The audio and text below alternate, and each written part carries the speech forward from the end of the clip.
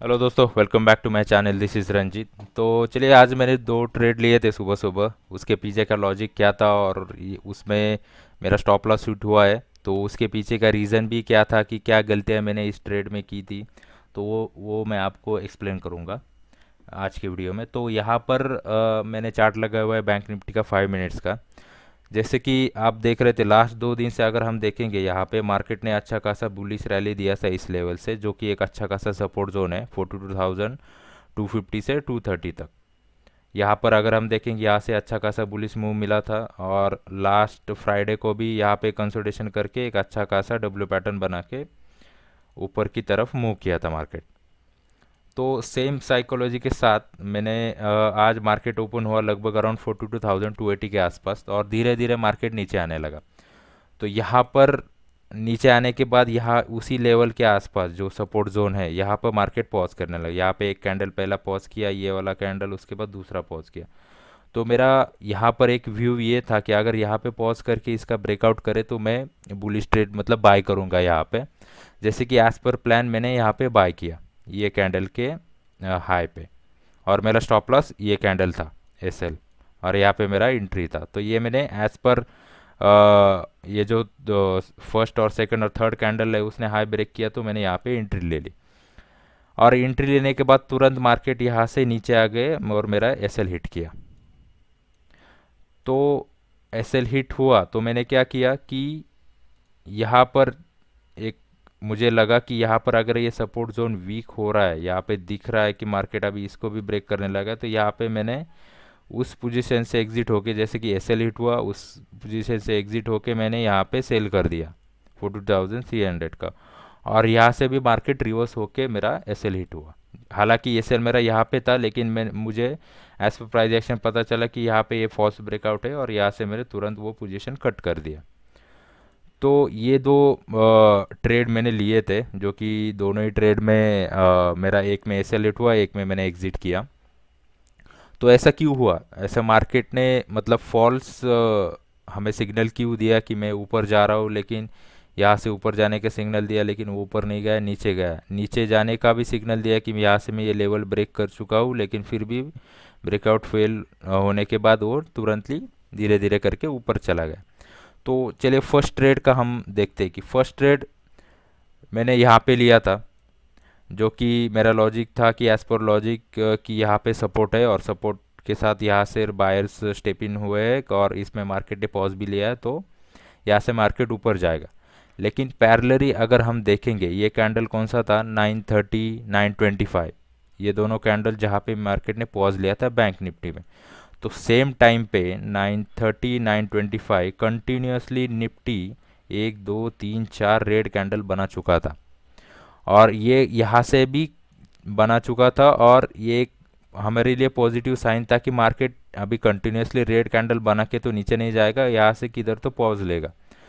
तो जब मार्केट 925, जो ये कैंडल था 925 और 930 के बीच में, मुझे लगा यहाँ से मार्केट अभी पॉज लेके ऊपर जाएगा, जैसे कि बैंक निफ्टी में भी सेम 925 और 30 के बीच में पॉज लिया था।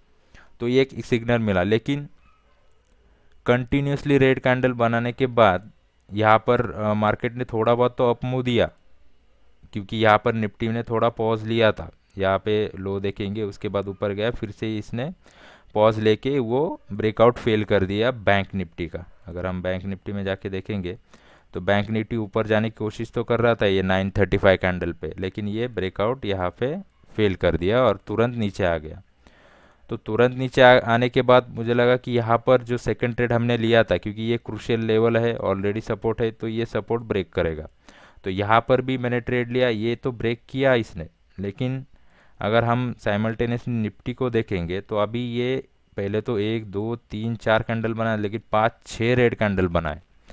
तो यहाँ पे हाई चांसेस थे कि मार्केट कहाँ से भी निफ्टी में ऊपर जा सकता है या फिर कुछ बुलिश मूव दिखा सकता है। तो वैसे ही हुआ, यहाँ पर मार्केट ने बुलिश मूव दिखाया। सेम टाइम उससे पहले ही मैं यहाँ पे एंटर कर चुका था, और जैसे ही मैंने देखा कि निफ्टी में भी रिवर्सल हो रहा है और बैंक निफ्टी भी यहाँ पे पॉज लेके अभी एक ग्रीन कैंडल बन रहा है, तो यहाँ पर ही मैंने मेरा पोजीशन सेकंड ट्रेड में एग्जिट किया।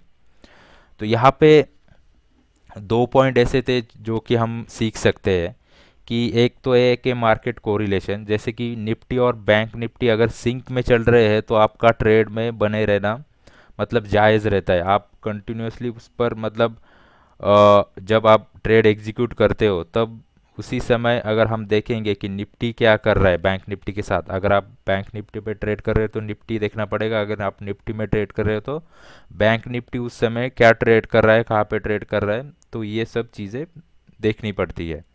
तो यहाँ पर भी वैसे ही हुआ, जैसे ही मतलब ऊपर की तरफ हमें लगा कि ये ऊपर की तरफ जाएगा, लेकिन निफ्टी यहाँ पे कंटिन्यूसली रेड कैंडल बना रहा था और एक रेड कैंडल बनाने के बाद इसने इसका मूव भी फेल कर दिया बैंक निफ्टी का, ये वाला।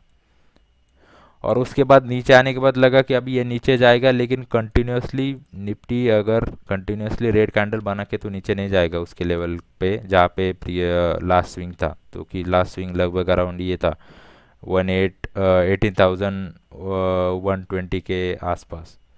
तो कंटिन्यूसली रेड कैंडल बना के भी तो नहीं जा सकता, तो कंटिन्यूसली रेड कैंडल बना के तो नहीं जा सकता था, तो इसलिए यहाँ पर मार्केट रिवर्स होने के चांसेस ज़्यादा थे। तो ऐसी कंडीशन अगर हमें मिलती है कि मार्केट ऊपर जाएगा या नहीं जाएगा, अगर निफ्टी एक निफ्टी और बैंक निफ्टी दोनों अपोजिट साइड मूव करे, मतलब निफ्टी मान लो अगर ऊपर जा रहा है, बैंक निफ्टी नीचे जा रहा है, तो दोनों एक तो सिंक होने चाहिए, वहाँ पर ज़्यादा कॉन्फिडेंस नहीं होगा ट्रेड लेने में, क्योंकि आइदर बैंक निफ्टी निफ्टी को लेके नीचे लेके आए ऊपर लेके जाएगा या फिर निफ्टी बैंक निफ्टी को नीचे लेके आएगा, ये दोनों में से कुछ एक कंडीशन हो सकता है और इन बिटवीन हम ट्रैप हो सकते हैं।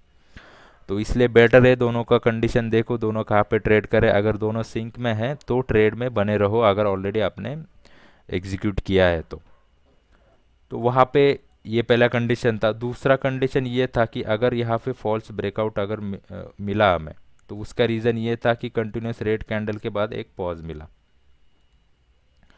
और जो पहला जो ट्रेड था यहाँ पर कुछ ऐसा कंफर्मेशन नहीं था कि हैमर कैंडल या बुलिश इंगल्फिंग जो कि एक हमें कंफर्मेशन देता है ऑन सपोर्ट पे कि यहाँ पर हम ट्रेड ले सकते, तो वैसा कुछ कंफर्मेशन भी नहीं था। तो ये गलती था कि मैंने ये कंफर्मेशन का वेट नहीं किया, एग्रेसिवली ट्रेड किया। अगर ये ऊपर चला जाता तो मतलब ऐसा रहता है कि अगर आप 10 ट्रेड लोगे विदाउट कंफर्मेशन, उसमें तो 2 ट्रेड तो आपके साथ चलेंगे, लेकिन उसका प्रोबेबिलिटी बहुत कम रहेगा, 8 ट्रेड आपके अगेंस्ट में जाएंगे। तो इसका प्रोबेबिलिटी बहुत कम रहता है कि विदाउट कंफर्मेशन अगर ट्रेड लेंगे तो 5 ट्रेड लेंगे उसमें से एक या दो तो आपके साइड से जाएंगे, तो आपको लगेगा कि हाँ यार मेरा एनालिसिस सही था, लेकिन यहाँ पे कुछ कंफर्मेशन नहीं है। अगर हम बार बार ट्रेड करेंगे तो इसमें से 10 में से 8 बार आपका एसएल हिट होने के चांसेस ज़्यादा रहते हैं। तो ये दो चीज़ें थे, तो मैं आपको आपका मेरा पोजीशन दिखा देता हूँ, जो कि यहाँ पर ऑर्डर बुक देखेंगे तो मैंने 9:30 पे पी शॉट किया था 190 को, जो कि स्टॉप लॉस रखा था 205 का, वो एसएल ट्रिगर हो गया। उसके बाद तुरंत मैंने अपोजिट का जो सी शॉट किया था, तो वो सी शॉट भी मैंने 278 के आसपास किया था, लेकिन जब रिवर्सल मुझे देखा निफ्टी में तो मैंने तुरंत एग्जिट किया। तो अगर मेरा प्रॉफिट एंड लॉस देखेंगे तो दोनों ट्रेड में, पहले ट्रेड में जो पी लिया था वो -371 का था, और उसमें जो रिवर्सल था वो तुरंत कट करने के बाद इसमें 33 का लॉस हुआ है। तो टोटल प्रॉफिट एंड लॉस मेरा हुआ है अभी तक 405 रुपीज़। इसको मैं रिफ्रेश कर देता हूँ एक बार। तो ये दो मतलब गलतियाँ रहती है कि जहाँ से हम सीख सकते हैं मार्केट में विदाउट कंफर्मेशन ट्रेड करना ज़्यादातर पसंद नहीं करते लोग, कि कंफर्मेशन के साथ ही ट्रेड करने को बोलते हैं। अगर आप विदाउट कंफर्मेशन ट्रेड करोगे तो 2 ट्रेड चलेंगे, लेकिन 5 ट्रेड आपके स्टॉप लॉस हिट करेंगे। तो बेटर है कि वेट करो, कंफर्मेशन के साथ ही ट्रेड करो। तो चलिए दोस्तों, इस वीडियो में इतना ही। आई होप ये वीडियो आपको अच्छा लगा होगा। अच्छा लगा तो इस वीडियो को लाइक कीजिए, मेरे चैनल को सब्सक्राइब कीजिए। मिलते हैं नेक्स्ट वीडियो में, तब तक के लिए थैंक यू।